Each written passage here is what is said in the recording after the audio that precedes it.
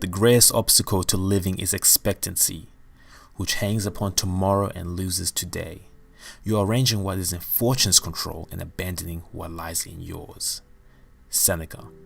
Think about it. The mind is insidious, especially when it comes to two things. The mind has a way of fixating on an uncertain future, on focusing on what tomorrow brings.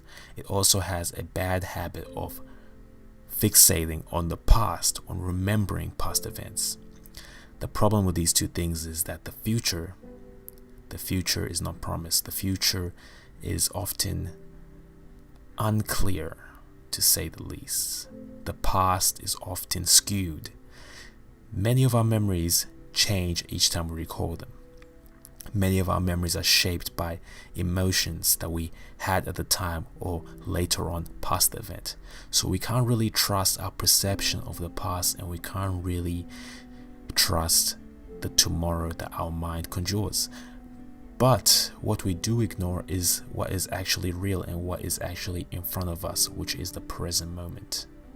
The present moment, today, takes a back seat to the mind.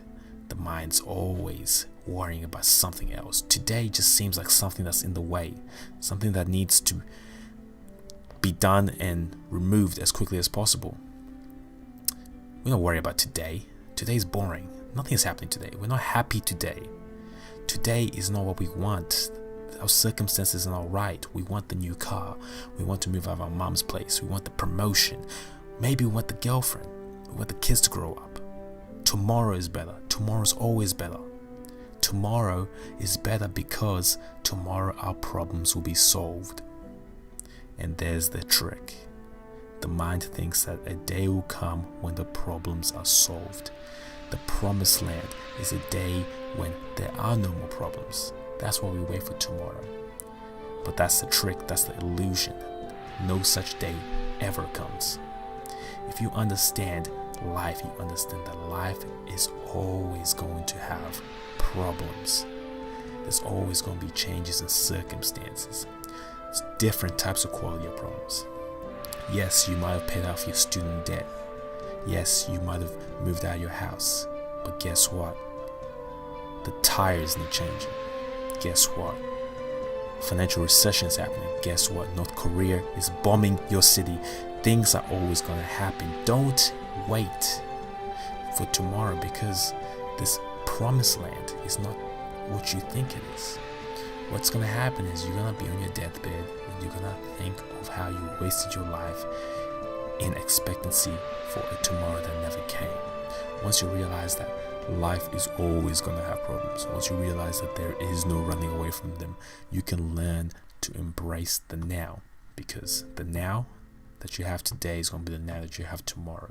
Circumstances are going to be different, but you're going to be feeling the same until you change your perspective, until you understand that it's the small things that you've been pushing away, the small things that didn't seem too important, that seemed like trailers to life, that were actually the most important. I'm talking about drinking your tea extra slow, hugging the ones you love, feeling the breeze go through your hair, looking at the stars, watching a good movie, walking to the library. Shit, even cleaning the dishes. It's these small things that life is made out of, and it's these small things that you have to learn to embrace to fully be happy, because that's what life is made out of. Not this tomorrow that you're envisioning. Such a thing doesn't exist. So what are you going to do? Are you going to expect tomorrow and live life that way, or are you going to embrace the now?